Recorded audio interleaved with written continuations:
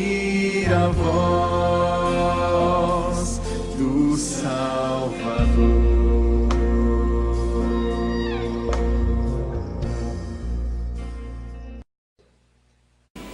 João capítulo 21. Depois disso, tornou Jesus a manifestar-se aos discípulos junto do mar de Tiberíades, e foi assim que ele se manifestou. Estavam juntos Simão Pedro, Tomé, chamado Dídimo, Natanael, que era de Caná da Galileia, os filhos de Zebedeu e mais 2 dos seus discípulos. Disse-lhe Simão Pedro: eu vou pescar. Disseram-lhe os outros: também nós vamos contigo. Saíram e entraram no barco, e naquela noite nada apanharam. Mas ao clarear da madrugada estava Jesus na praia. Todavia os discípulos não reconheceram que era ele. Perguntou-lhe Jesus: filhos, tendes aí alguma coisa de comer? Respondeu-lhe: não. Então lhe disse: lançai a rede à direita do barco e achareis. Assim fizeram, e já não podiam puxar a rede, tão grande era a quantidade de peixes. Aquele discípulo a quem Jesus amava disse a Pedro: é o Senhor. Simão Pedro, ouvindo que era o Senhor, cingiu-se com sua veste, porque se havia despido, e lançou-se ao mar. Mas os outros discípulos vieram do barquinho, puxando a rede com os peixes, porque não estavam distantes da terra, senão quase 200 côvados. Ao saltarem em terra, viram ali umas brasas e em cima peixes, e havia também pão. Disse-lhe Jesus: trazei alguns dos peixes que acabaste de apanhar. Simão Pedro entrou no barco e arrastou a rede para a terra, cheia de 153 grandes peixes. E não obstante serem tantos, a rede não se rompeu. Disse-lhe Jesus: vinde, comei. Nenhum dos discípulos ousava perguntar-lhe: quem és tu? Porque sabiam que era o Senhor. Veio Jesus, tomou o pão e lhes deu, e de igual modo o peixe. E já era esta a 3ª vez que Jesus se manifestava aos discípulos, depois de ressuscitar dentre os mortos. Depois de terem comido, perguntou Jesus a Pedro: Simão, filho de João, amas-me mais do que estes outros? Ele respondeu: sim, Senhor, tu sabes que te amo. Ele lhe disse: apacenta os meus cordeiros. Tornou a perguntar-lhe pela 2ª vez: Simão, filho de João, tu me amas? Ele respondeu: sim, Senhor, tu sabes que te amo. Disse-lhe Jesus: pastorei as minhas ovelhas. Pela 3ª vez lhe perguntou: Simão, filho de João, tu me amas? Pedro entristeceu-se por ele ter dito pela 3ª vez: tu me amas? E respondeu-lhe: Senhor, tu sabes todas as coisas, tu sabes que eu te amo. Jesus lhe disse: apacenta as minhas ovelhas. Em verdade te digo que quando eras mais moço, tu te cingias a ti mesmo e andavas por onde querias. Quando porém fores velho, estenderás as tuas mãos, e outro te cingirá e te levará para onde não queres. Disse isso para significar com que gênero de morte Pedro havia de glorificar a Deus. Depois de assim falar, acrescentou-lhe: segue-me. Então Pedro, voltando-se, viu que também o ia seguindo o discípulo a quem Jesus amava, o qual nasceu e se reclinara sobre o peito de Jesus, e perguntou-lhe: Senhor, quem é o traidor? Vendo-o, pois, Pedro perguntou a Jesus: e quanto a este? Respondeu-lhe Jesus: se eu quero que ele permaneça até que eu venha, o que te importa? Quanto a ti, segue-me. Então se tornou corrente entre os irmãos o dito que aquele discípulo não morreria. Ora, Jesus não dissera que tal discípulo não morreria, mas se eu quero que ele permaneça até que eu venha, o que te importa? Esse texto, ele já foi pregado tantas vezes, inclusive por mim. Eu gosto muito dele, e no dia de ceia, acho que vale a gente parar um pouquinho para refletir nele, na história dele para a nossa vida. A Bíblia é um livro da história das reconciliações. A Bíblia começa falando da criação, do pecado e de um Deus santo, perfeito, que vem ao Éden à procura do pecador. É o Deus que chega no Éden perguntando: Adão, onde estás? Não era a pergunta de um Deus que não sabia onde o Adão estava, era a pergunta de um Deus que queria que o Adão soubesse onde ele estava. Talvez seja esse o propósito hoje da palavra, é perguntar ao nosso coração onde estamos em relação ao compromisso que temos com Cristo. Jesus morreu na cruz fez a sua parte. Nós cantamos aqui: morri na cruz por ti. E a pergunta é: o que fazes tu por mim?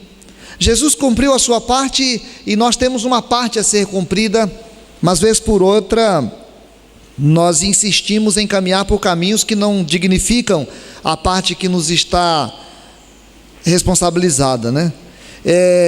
O apóstolo Pedro sempre foi aquele homem encantador na palavra, aquele homem de iniciativa, aquele irmão que você pergunta na escola dominical, ele responde sem problema. Aquela pessoa de uma disposição de fazer, de falar, sempre impressionante. Um dia Jesus fez uma pesca com eles, fez milagres, e o Pedro era um pescador, e Jesus chamou o Pedro e diz assim: Pedro, doravante te farei pescador de homens.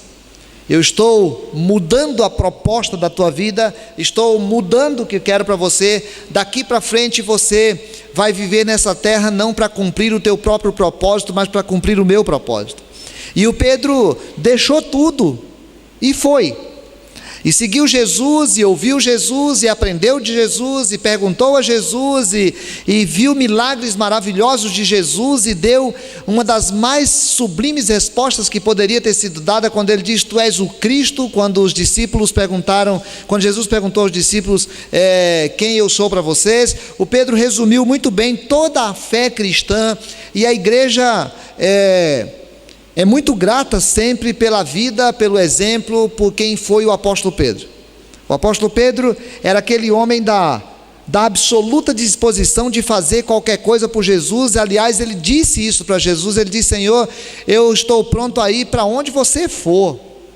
E Jesus fala para Pedro: Pedro, cuidado, tu fica falando coisas que não tem condição, né? Sempre que a gente vai cantar aqui, tem aquele negócio: eu quero tocar teu coração, quero entrar para dentro de ti. Tem umas músicas assim que eu quero sentir. Eu fico com medo, porque eu me lembro do Pedro, porque o Pedro disse: Senhor, eu vou para onde for, onde o Senhor quiser que eu vá, eu vou. E Jesus disse: Pedro, tu não dá conta, cara. O galo vai cantar 3 vezes, você vai me negar. E o Pedro vai se afirmar como: não, eu não. E na hora da morte do Cristo, na hora do julgamento do Cristo, os outros discípulos não foram, mas o Pedro foi. Ele era corajoso, ele tinha vontade de estar junto, mas na hora que a coisa apertou mesmo, na hora que ele tinha de ser confrontado, aí ele diz: eu nem conheço esse cara. E aí as pessoas insistem, e ele fica zangado, porque dizer assim: eu não conheço. E aí o galo canta, e Jesus olha para Pedro, né? Aquele olhar de cara, viu? É aquele olhar que Jesus faz para a gente quando a gente vai tomar ceia, e aí nós temos de olhar para dentro e parece que percebemos Deus nos olhando e falando: de novo, né? Outra vez. Aquele olhar de pai quando sabe que um filho fez uma coisa errada, e nós temos de olhar para Deus. O apóstolo Pedro depois não teve um instante para poder tratar com Jesus, conversar com Jesus sobre esse assunto. Ele não teve um momento para... Jesus ressuscitou, e eu fico pensando o que aconteceu no coração de Pedro quando ele viu Jesus naquela cruz, e ele pensou que o último ato dele em relação a Jesus foi ter negado. Então Jesus resolve fazer um encontro especial com ele agora, para fazer uma restauração da vida dele. Mas não uma restauração apenas, uma restauração responsabilizadora. Porque havia um acerto a ser feito, havia um pacto a ser retomado, havia um confronto necessário, era preciso que tivesse aquele confronto. E o último encontro que o Pedro teve com Jesus, eu fico imaginando naquela cruz, deve ser terrível, porque eu neguei, eu falei que o seguiria, mas o neguei no último instante. Depois Jesus apareceu ressuscitado uma vez, depois Jesus apareceu ressuscitado outra vez, os dias foram se passando e não teve uma conversa de Jesus com Pedro.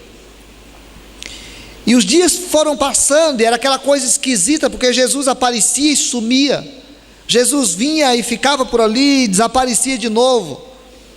E agora eles estão numa casa, e esse instante é um instante cheio de dúvidas, porque o apóstolo Pedro, ele diz para os seus amigos: moçada, eu vou pescar. Aqui a gente já cunhou a frase, né? Tá nervoso? Vai pescar. Eu não sei se o Pedro estava nervoso, não sei se o Pedro estava desanimado, não sei se o Pedro tinha batido aquele negócio de dizer assim: cara, não dá, não sei esperar, não sei o que vem. Eu segui durante 3 anos e o cara morreu e disse que nós vamos também passar por uma situação terrível, eu vou pescar. Não sei o que passou na cabeça do Pedro. O duro é que os outros falaram assim: então nós vamos também. Mas Jesus já tinha dito para o Pedro que ele não seria mais um pescador. Jesus tinha dito para o Pedro que mudaria a proposta para o coração dele. Não era para ele voltar a ser o que era. Não era para ele olhar para trás, porque a Bíblia diz que quem põe a mão no arado e olha para trás não é digno do reino. Não era para o Pedro desanimar, não era para o Pedro resolver de novo fazer aquilo, não era para o Pedro deixar, apesar das dificuldades que teria. Mas o Pedro deixou, e aí ele volta para pescar. Os discípulos vão pescar com ele. E aí Jesus aparece de novo. Ninguém sabe direito como que era, como é que Jesus aparece ali. O que se sabe é que os discípulos, de repente, quando Jesus perguntou: tem coisa aí para comer? Não tem. Então lança a rede, joga a rede. Quando vai puxar a rede, os discípulos falam: eita, é o Senhor. De noite, no mar, sem enxergar quem era. E aí a Bíblia diz que eles não tiveram coragem de perguntar quem era, porque eles tinham certeza que era Jesus. E o Pedro pula na água, porque ele está com vergonha. Tem uma coisa dentro do coração dele que não foi acertado com Jesus. Eu sei o que é isso. E ainda bem que eu não estava lá, porque eu não sei nadar. Então eu não ia poder nem sair correndo, né? Eu sei o que é muitas vezes, chegar em casa e ter um momento de ter que orar e falar com Deus e com vergonha. Chegar aqui e às vezes ter que pregar ou fazer alguma coisa, mas tem detalhe na minha mente, no meu coração, que faz eu estar com vergonha. Eu sei que alguns de vocês já passaram por isso, ou talvez muitos de vocês já passaram por isso, ou quem sabe até todos vocês já passaram por isso. Talvez alguém esteja passando por isso hoje. Aquele momento de olhar e de se confrontar com Deus e saber que tem uma coisa que eu estou com vergonha. A semana passada nós assistimos a peça lá, né, o julgamento da Maria, como é que é? Da Branca Dias, né? Da Branca Dias. Eu fiquei feliz de saber que eu falei no domingo à noite aqui, e vários irmãos foram lá, assistiram a peça e já pode conversar sobre ela depois, né? Acho que foi uma peça que chamou muita atenção nossa, porque existem instantes que a instituição nos acusa. Existem instantes que as pessoas nos acusam. Existem instantes que as pessoas ficam procurando alguma coisa em nós. Esse instante é dolorido, é sofrido, mas ele é mentiroso. Agora o duro é quando a nossa consciência nos acusa. É aquele instante que a nossa consciência se confronta com o Espírito Santo e nós sabemos que não temos de onde ir, para onde fugir. Porque sabemos que pecamos contra o Senhor. E há uma restauração houve uma restauração que precisou ser feita na vida do Pedro, e talvez haja uma restauração que precisa ser feita na minha vida, que precisa ser feita na tua vida, querido, hoje. Talvez hoje o Espírito Santo tenha que se achegar a você para poder dizer: cara, vamos conversar? Eles comeram, todo mundo ficou por ali, e Jesus olha para o Pedro de perto e fala: Pedro, você me ama mais do que os outros? Não se sabe se esses outros aqui eram os discípulos ou se eram os pescadores, porque ele estava querendo voltar a pescar. O que importa era: Pedro, você me ama mais do que os outros? Essa é a pergunta de Jesus para mim hoje, irmão. Essa é a pergunta de Jesus para ti hoje, na hora que a gente toma ceia. Você me ama? Eu não tenho dúvida que te amo. Você não tem dúvida que te amo. A pergunta era a pergunta que o Adão ouviu do Senhor: onde você está? A pergunta hoje é: onde você está? Você me ama? Você me ama mais do que os outros, ou mais do que aquelas coisas, ou mais do que você me ama? Pergunta simples, pergunta objetiva. E Jesus pergunta uma vez, o Pedro responde, pergunta outra vez, o Pedro responde, pergunta outra vez, e o Pedro se entristece porque diz: parece que ele não está acreditando em mim. Talvez o Pedro não estivesse dando a resposta que Jesus queria que ele desse, do jeito que Jesus queria que ele desse. Talvez o Pedro não estava falando a verdade verdadeira. No grego tem uma diferença aqui de termo, mas eu não vou entrar nele. Mas era como se ele perguntasse: Pedro, você me ama? E ele dissesse: amo. Pedro, você me ama? Amo. Pedro, você me ama? Senhor, você sabe que eu gosto muito de você. É isso, Pedro. Eu quero que você seja verdadeiro, cara. Eu quero que você pare com esse negócio de falar que está com a vida disposta a morrer por mim, mas na hora que dá o primeiro aperto tu me negas. Eu quero que tu pare com esse negócio de, no instante da discussão, tu ter coragem de arrancar uma espada e cortar a orelha do cabo, mas na hora que eu preciso que você confesse, você nega. Eu quero que você pare com essa coisa de achar que você pode formalizar a tua confissão, mas não viver a tua confissão. No cristianismo nós temos essa luta entranhada na nossa alma entre forma e conteúdo. A forma da religião, a forma que me faz vir ao templo, a forma que me faz cantar, a forma que me faz ler a Bíblia, a forma que me faz tomar a ceia, mas um conteúdo que em alguns instantes nega absolutamente a forma. Então Jesus chega para Pedro para perguntar: Pedro, você me ama? Meu irmão, responda para o teu coração: você ama Jesus? Você ama Jesus?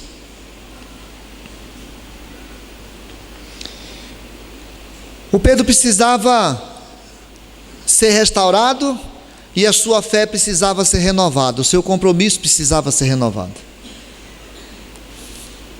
Senhor, o Senhor sabe todas as coisas, e o Senhor sabe que eu te amo.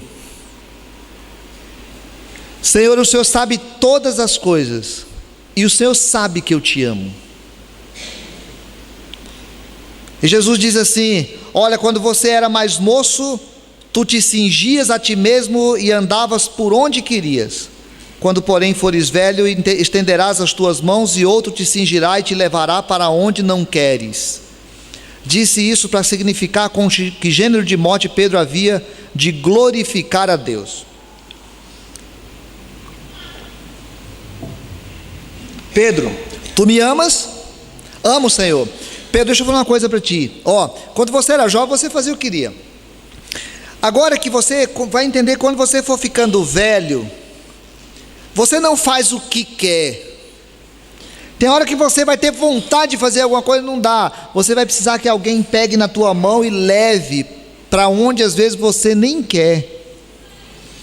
E aí o apóstolo João diz que isso estava sendo dito a respeito da morte com que Pedro havia de glorificar a Deus. Renovar o compromisso significava renovar a missão. Era para ser feita uma restauração, era para ser refeita uma afirmação, e era para ser refeito um compromisso de missão. Era para ser feita uma restauração. O Pedro havia negado. Era para ser refeito uma afirmação de fé. Tu me amas? Mas era para ser feito de novo também um compromisso de missão. Então cuida das minhas ovelhas. Pedro, se você me ama, cara, já que você está com essa disposição toda de reafirmar o teu amor por mim, já que você tem essa disposição toda de dizer: Senhor, eu sei que errei, mas eu reafirmo o meu amor por você, então cuida das minhas ovelhas, apacenta as minhas ovelhas. E entende uma coisa: fazer as coisas que eu tenho para você fazer nem sempre são fáceis. E João havia entendido, talvez o Pedro também tivesse entendido, que aquilo significava morte. Apacentar as ovelhas de Jesus implicaria em morte. O compromisso que Pedro teria que assumir com Jesus era um compromisso de que ele teria de perder, não era um compromisso em que ele teria de ganhar. Compromisso com Jesus muitas vezes passa por perder, e o próprio Jesus diz assim: quem perder a sua vida, achá-la-á. Meu irmão, amor por Jesus não significa ganhar mais alguma coisa. Nós já ganhamos de Jesus o que tínhamos para ganhar. Amor por Jesus muitas vezes significa perder alguma coisa. Pedro, não volta para ser pescador, Pedro. Pedro, não volta para dirigir a tua própria vida, Pedro. Pedro, não tenta retomar a tua história. Traz a tua história para a minha história, porque a tua história só tem sentido daqui para frente se for vivida na minha história. Senhor, e quanto a esse? Porque Jesus falou: vem, segue-me. Tá bom, eu vou contigo. Aí o João vai também. Aí o Pedro pergunta: Senhor, e quanto a esse? Jesus fala: Pedro, se eu quiser que ele permaneça, ele vai permanecer. Você para com esse negócio de querer me questionar, cara. Para de querer, eu faço o que eu quiser com esse. O que eu quero de você é: apacenta as minhas ovelhas. Se eu quiser que ele permaneça, permanece. Se eu não quiser, não permanece. Não é essa a questão. Você tem que aprender que viver a vida comigo, você tem que aprender que me seguir é muitas vezes abrir mão do teu projeto, porque eu faço com o outro o que eu quiser fazer. A minha questão é com você. Eita, irmão, nós não fomos chamados para um passeio, nós não fomos chamados para um bem-estar, nós fomos chamados para uma obra, nós fomos chamados para um confronto, nós fomos chamados para um choque, nós fomos chamados não apenas para poder ir na África falar de Jesus, e para os índios falar de Jesus, e para o bairro falar de Jesus. Nós fomos chamados para tudo isso, mas nós fomos chamados para sair daqui e ir na faculdade no meio da semana, na empresa no meio de semana, no trabalho no meio de semana, na política no meio de semana, na discussão de futebol no meio de semana, na vida diária do dia a dia da casa, na vida diária da casa. Nós somos chamados para sair daqui, ir lá fora, e lá fora demonstrarmos se amamos ou não. Tu me amas? Então lá fora demonstra isso. Ao Pedro, a missão de apacentar. A ti, qual é a missão que Deus deu? Eu quero que você saia daqui e saia como sendo minha testemunha, tanto em Jerusalém, como na Judéia, na Samaria, até os confins da terra. Eu quero que você saia daqui e vá lá fora e esteja disposto a dar testemunho de que me conhece. Eu quero que você saia daqui e lá fora você demonstre que eu sou verdade. Se me ama, sai daqui e vai ser minha testemunha lá fora. Aqui, esse ajuntamento do domingo à noite, é esse momento em que Jesus olha para a gente, prepara todo um ambiente, prepara um lanche.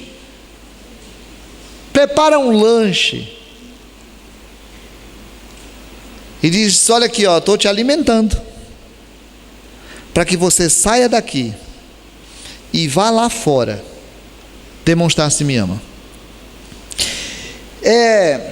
O Adão, Deus perguntou para ele: onde é que você está, Adão?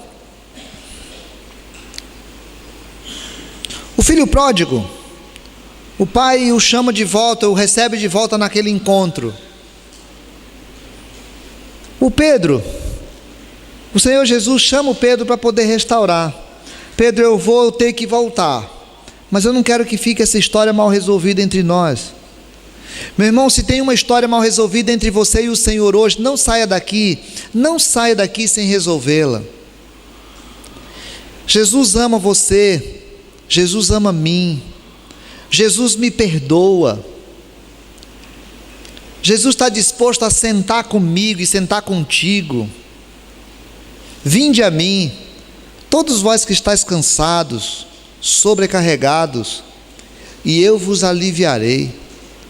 Se os outros não te condenam, eu também não. Agora vai, não peques mais.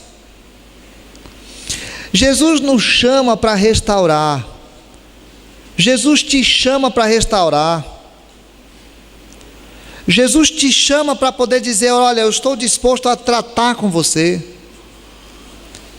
mas eu quero que você assuma compromisso comigo, cara.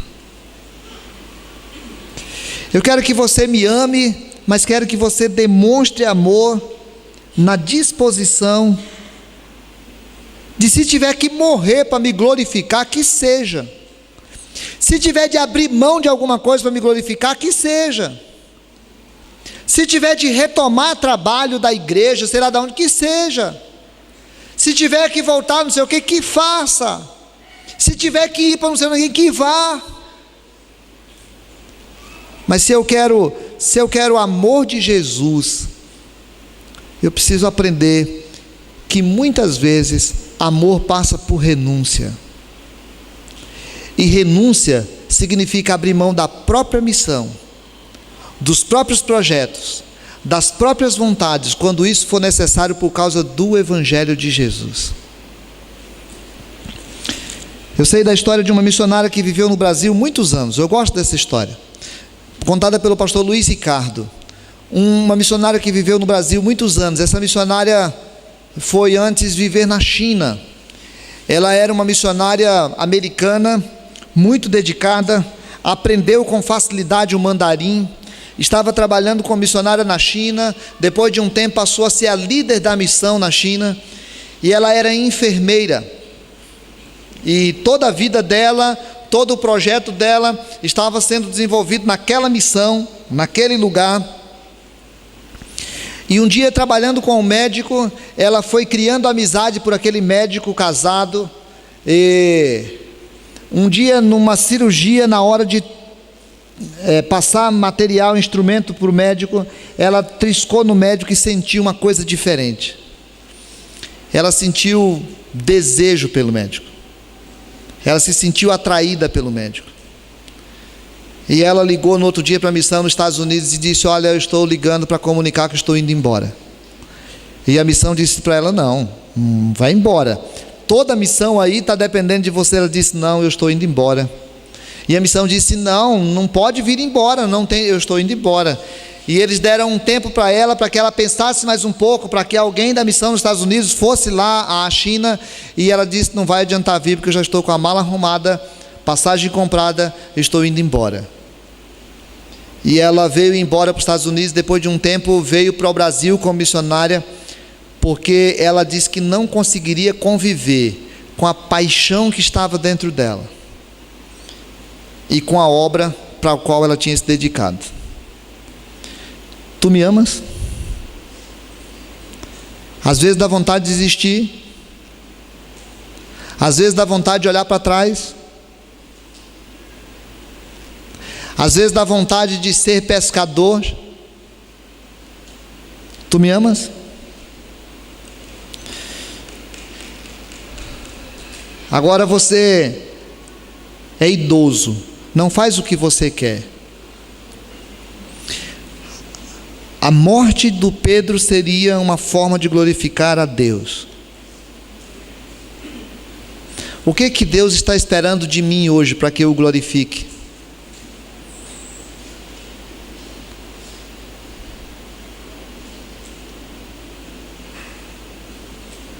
Eu sei o que é. O que Deus está esperando de você hoje para que você o glorifique?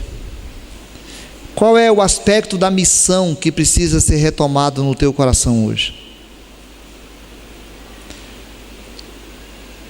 eu estou disposto a te restaurar,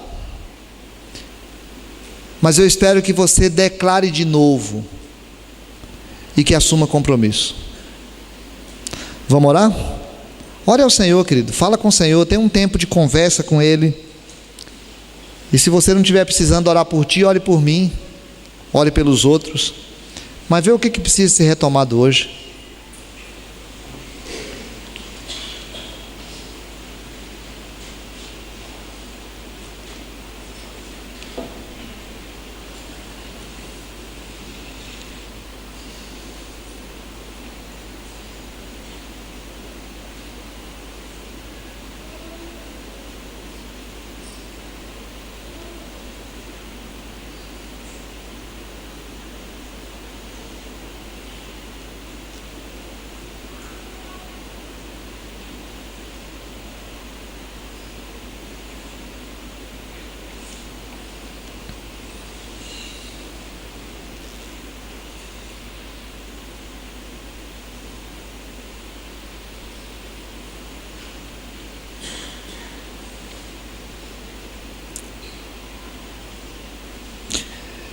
Pai,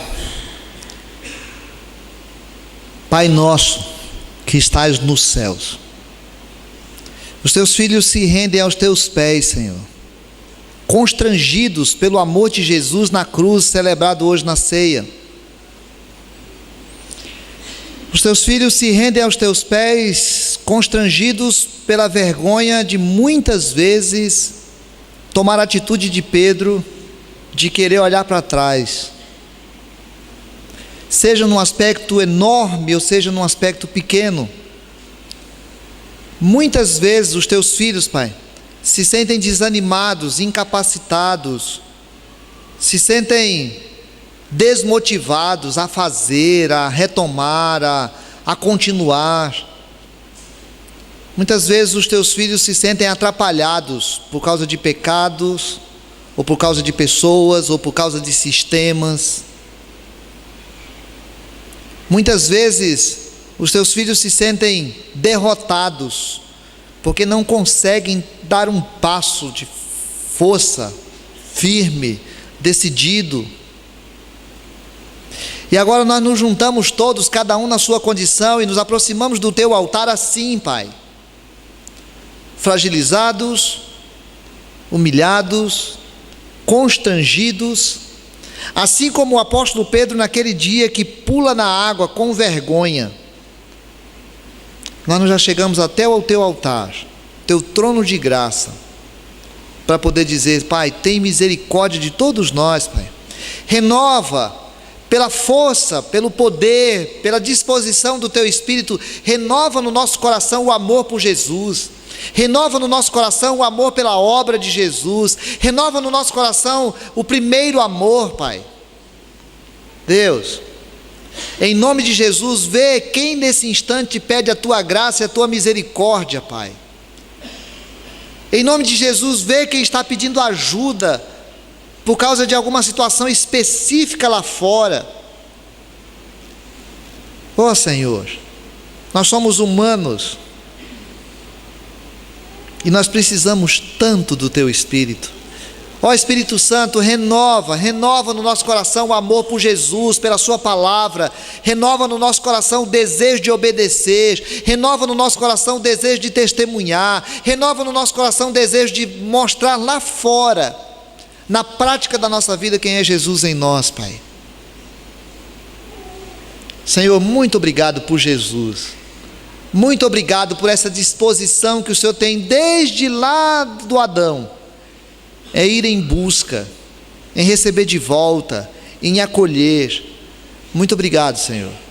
Muito obrigado. A tua palavra diz que se nós confessarmos, como foi lido aqui no começo do culto, o Senhor é fiel e justo para nos perdoar e nos purificar.